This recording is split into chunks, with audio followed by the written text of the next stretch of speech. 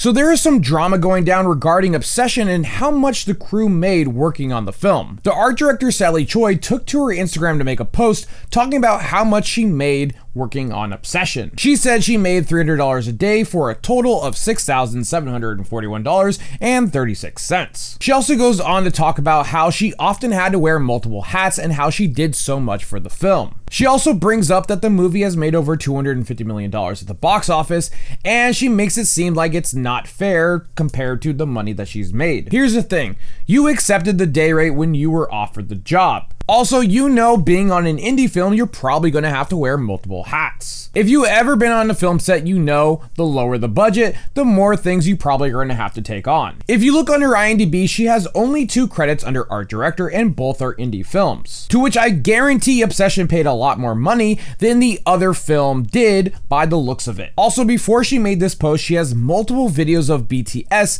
of Obsession showing that she really enjoyed her time. But once this movie has made all this money, she seems to be changing her tune. Now, is there a problem in the industry with how some productions pay their crew?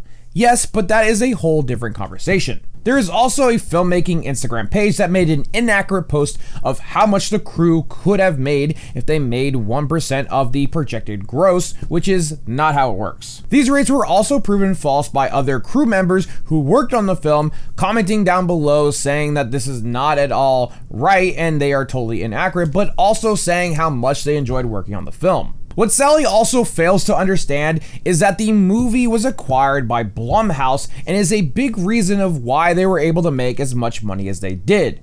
Curry Baker even said that he would be perfectly fine if this movie didn't make that much money and if it was just posted on Shudder for people to watch for streaming. But obviously it wasn't. So just because the movie is doing well now doesn't mean you can go on Instagram to complain about the rate that you were getting paid that you agreed on. Because I know you would not be saying this if the movie did poor at the box office or if it went straight to streaming. Instead of coming on Instagram making a negative post, what she should have done is looked on the positive side of working on such a big film. People will see that you did such a good job working on a good movie. This now would open doors for you in the future to work on bigger projects and ask for a bigger rate. But with posts like this is a good way of getting yourself blacklisted or making people not want to work with you because you're complaining on something that you already agreed on. It will make future employers fear that you'll be problematic in the future. Instead, you should always look on the bright side and never look a gift horse in the mouth. What is your guys' overall thoughts on this post? Do you think she should have made this post in general, or do you think she probably should have just kept this to herself? Let me know down in the comments below, and as always, thanks for watching.